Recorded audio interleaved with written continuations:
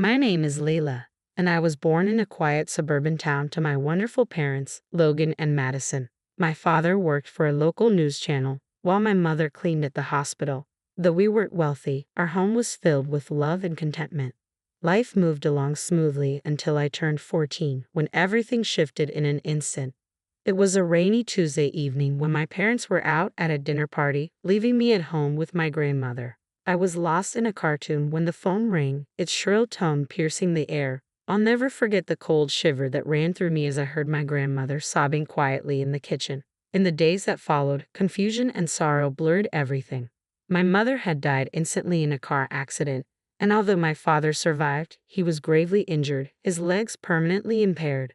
As he lay frail and broken in the hospital, my father whispered apologies, his voice thick with emotion. As a child, I couldn't understand his guilt. It wasn't his fault. An irresponsible drunk driver was to blame. But as I grew older, I came to realize that his apologies were not for the accident itself, but for the hardships we would now face and the profound changes in our lives. Still, my father's spirit was unbreakable. Once home and adjusting to life in a wheelchair, he threw himself into his work as a search marketing specialist for the city's major newspaper. His writing abilities remained as sharp as ever, unaffected by his physical limitations. As a teenager, I found strength in our close bond. We shared a love for classic films and lively debates over literature. He supported me through my academic challenges, and when it was time to head to college, he encouraged me to embrace new experiences at State University, where I chose to study forensic accounting. It was there I met Lucy, who quickly became my best friend. Through her, I met her second cousin, Aiden. He was compassionate and quick-witted with a sharp mind that matched my own. He accepted my family's situation without hesitation, and when he met my father, they bonded instantly over their mutual love of classic rock. Aiden's respect for how I managed my life and responsibilities filled me with quiet pride. College passed in a blur, and after graduation, life began to settle into place. I landed a job as a tax manager while Aiden became a commercial driver. Our relationship flourished, and 4 years later, Aiden proposed in the same park where we had shared our first date. Beneath the canopy of autumn leaves, I said yes with one important condition, that I could not leave my father, who still needed my care. Aiden, with a reassuring smile, accepted without hesitation, sealing our future with love and understanding. In sharing this story, it's clear that life's unpredictability can tear apart everything we know, but it can also stitch things back together in surprising, beautiful ways. Our current arrangement may have been unconventional, but I wouldn't change it for anything. We all live together quite comfortably now. My father's apartment is spacious enough for the 5 of us. Our wedding was intimate and beautiful. Despite being in a wheelchair, Dad insisted on rolling down the aisle to give me away. There wasn't a dry eye in the room as I held Aiden's hand, feeling like I was living in a fairy tale. But every fairy tale has its challenges, and mine came in the form of my mother-in-law, Natalie, and my sister-in-law, Ruby. From the start, it was clear they disapproved of me. During our first meeting, Natalie had asked, her face twisting in distaste, "So, your father is handicapped?" I corrected her calmly. "He's disabled, but he works as a search marketing specialist." "Oh," she said dismissively, clearly uninterested. "How nice." Her indifference stunned, but it wasn't as hurtful as when she later turned to Aiden and asked, "Are you sure about this? There are plenty of nice girls from reputable families." I felt a rush of indignation, but Aiden immediately stepped in. "Mom, Layla comes from a fine family too. Her dad's disability doesn't change that. I love her, and that's all that matters." His words quieted Natalie for the moment, but I could see her disapproval still lingering in her eyes. Ruby, following her mother's lead, was just as distant. After the wedding, Aiden moved in with Dad and me. We settled into a comfortable routine. I worked at the tax office, and Aiden spent days on the road. When he was home, we enjoyed meals together, but whenever Natalie and Ruby visited, the atmosphere in our home shifted. They paraded around as if they owned the place, barely acknowledging my father. Once I overheard Natalie whisper to Ruby, "It's such a pity Aiden ended up with her and her crippled father. What if they have kids? Can you imagine the genes?" I was livid, but I stayed silent for Aiden's sake. I tried to keep the peace, but it was becoming increasingly difficult. One evening, after another tense visit from Natalie and Ruby, I couldn't hold back my tears. Aiden found me crying in our bedroom. Hey, He comforted me, pulling me close. What's wrong? I managed to say through my sobs, your mom and sister. They despise me. They think I'm not good enough for you because of Dad. Aiden's expression hardened. That's absurd. You and Dad are my family now. If they can't accept that, it's their problem, not ours. His words reassured me, but the tension with Natalie and Ruby remained. Over time, Aiden's trucking business thrived, and he was frequently on the road. I missed him during his absences, but I kept busy with work and spent my evenings with Dad. Then, one crisp autumn night, as I helped Dad into bed, Aiden called, his voice full of excitement. Lee, I've been thinking, he began. How would you feel about us buying a townhouse? It would be more accessible for Dad in his wheelchair. He could spend more time outdoors and you could even have a garden to tend to. The more Aiden spoke about the idea, the more intrigued I became. I glanced at my dad, who was trying not to show he'd been eavesdropping on the conversation. What do you think, Dad? I asked, switching the phone to speaker mode. His eyes sparkled with excitement. A garden sounds wonderful, he confessed, a smile breaking across his face. And it would make getting outside so much easier. That was the deciding moment. Over the next several weeks, Aiden and I dedicated ourselves to finding a new home. Eventually, we discovered the ideal place. A spacious townhouse with wide doorways, a wheelchair-accessible shower for Dad, and a lovely backyard. Although taking out a mortgage was daunting, our combined incomes and the rent from Dad's previous apartment made it possible. We moved in on a sunny Saturday in spring, and I'll always remember the joy on Dad's face as he wheeled out onto our new patio. This is perfect, sweetie, he beamed, his eyes gleaming with gratitude. In the months that followed, we settled in comfortably. I started a small vegetable garden, and Dad spent hours outside, enjoying the sunshine and fresh air. Life felt blissful. Then came our housewarming party. We invited friends, colleagues, and yes, Natalie and Ruby. They arrived late as usual and immediately surveyed everything with barely hidden envy. During the house tour, Natalie's calculating glances became obvious. When we reached the master bedroom, she leaned in with a sly grin. You know, Layla, she whispered, this room would be perfect for Aiden and me. Why don't you send your father to a nursing home? Then I could move in here. I was stunned. Excuse me, I managed to say, but she continued, undeterred. Your father isn't well. He doesn't need all this luxury. A nursing home would be enough for him. Before I could respond, she strolled out to the patio where Dad was chatting with guests. To my horror, she grabbed his wheelchair and began pushing him toward the driveway.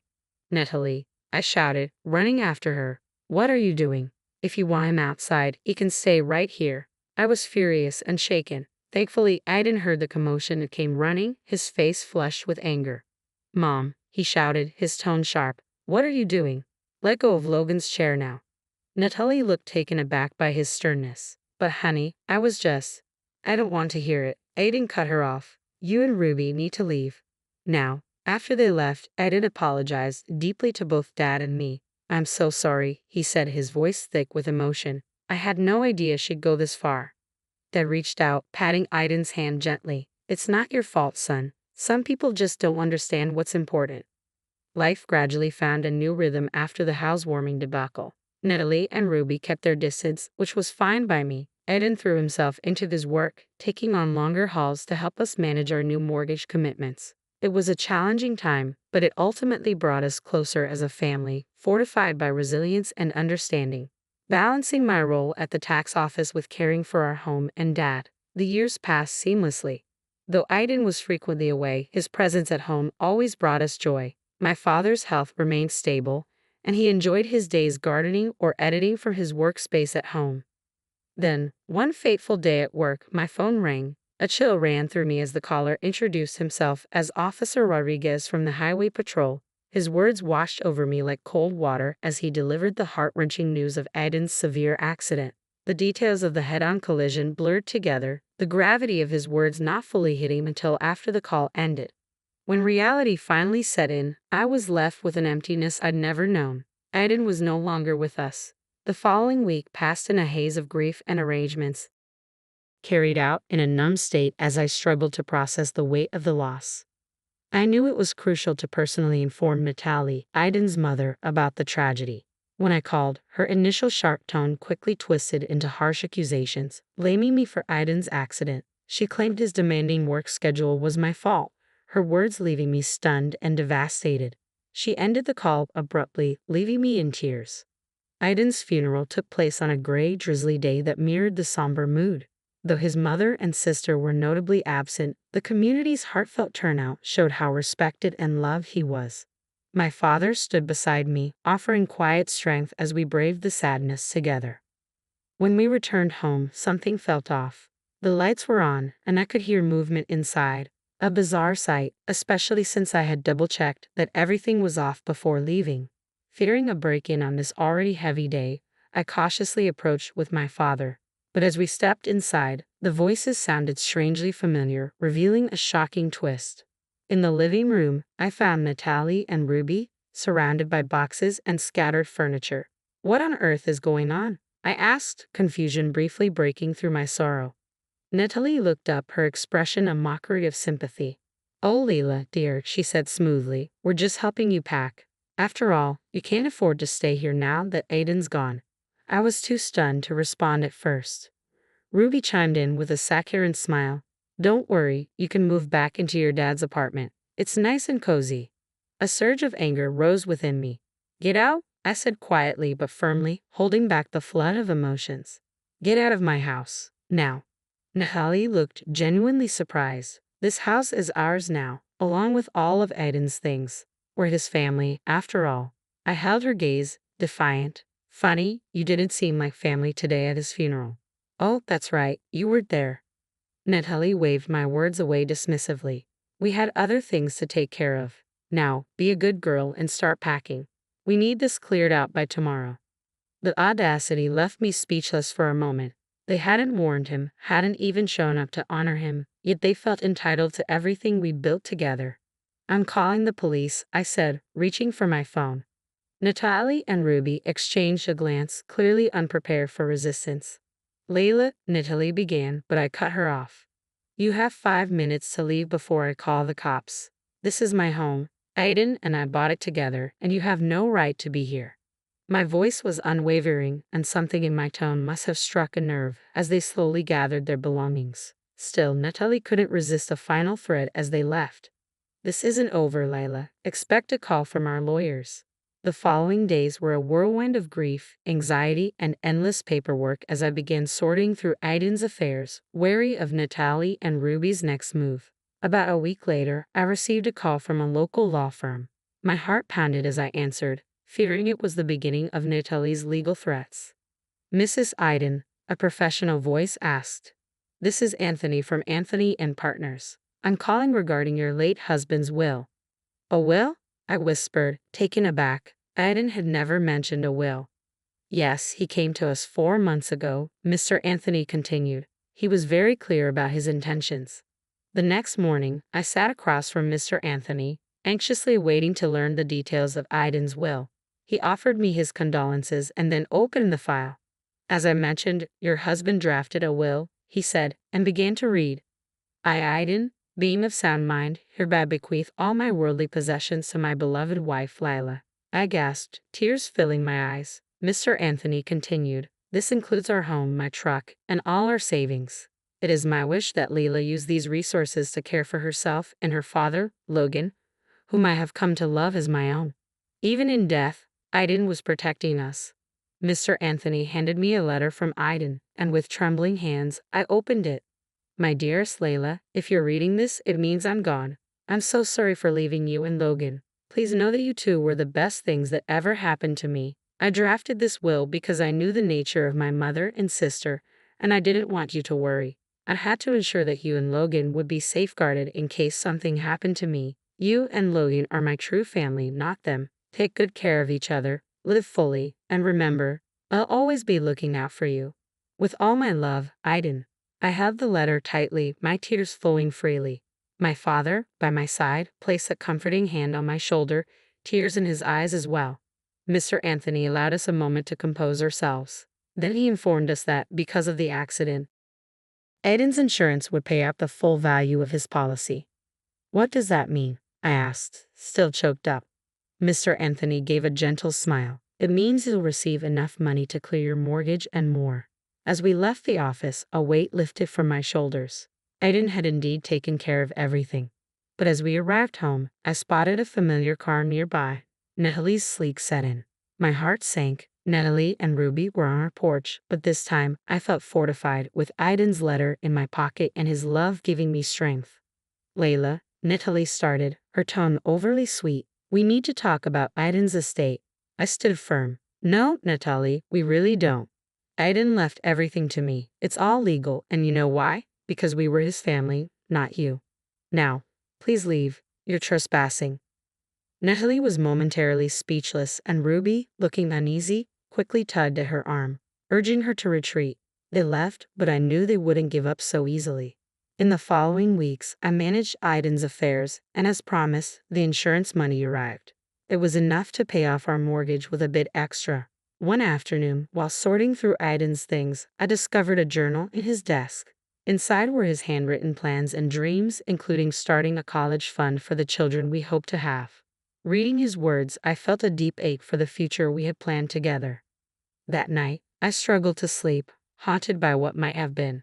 When I finally drifted off, I dreamed of Aiden, smiling and reassuring me that everything would be okay. I awoke with a strange sense of peace, but the following days brought a new, persistent queasiness. At first, I thought it was stress.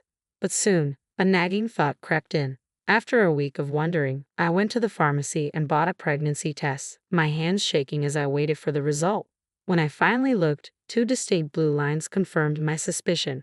Overwhelmed, I collapsed onto the bathroom floor, a storm of joy, fear, grief, and hope washing over me. My dad knocked, his voice concerned. Layla, everything okay in there? I opened the door, tears streaming down my cheeks, and held up the test. I'm pregnant, Dad. He pulled me into a tight embrace, comforting me with the same tenderness he had shown me when I was a child. It's okay, he soothed. You're not alone in this. This baby is a blessing, a part of Aiden that will live on. His words resonated deeply. This child was not only a continuation of my love with Aiden, but also a symbol of new beginnings. My fears started to dissolve, replaced by a newfound strength. You're right, I said, wiping away my tears. This baby is a blessing and will be just fine. Dad smiled warmly, his eyes crinkling with affection. That's my girl. Now, let's get something to eat. You're eating for 2 now. As we went to the kitchen, I felt a renewed sense of hope and purpose. Dad became my rock, constantly encouraging me as we prepared for the baby's arrival. One sunny afternoon, while I was tending the garden we had built together, a familiar car pulled up, breaking the peaceful moment. It was Natalie and Ruby. They approached the porch with expressions of discomfort and desperation. Layla, Natalie began, her sharp tone now softened by circumstance. We need to talk. We've hit some hard times. Could we possibly stay in your dad's old apartment, just until we get back on our feet? Their audacity stunned me, but I remained calm. I'm sorry, but that's not possible, I said firmly. I don't wish to maintain contact with either of you anymore. Natalie's gaze dropped to my belly, her face twisting with disdain. You're pregnant already, you little? Her words dripped with venom, but I stayed composed, refusing to let her affect me. My personal life is none of your business, I replied calmly. Natalie, realizing she was defeated, huffed in frustration before turning on her heel, pulling Ruby along. As they left, a profound peace washed over me. I had defended my family and upheld my dignity. And I knew, without a doubt, that Aiden would have been proud.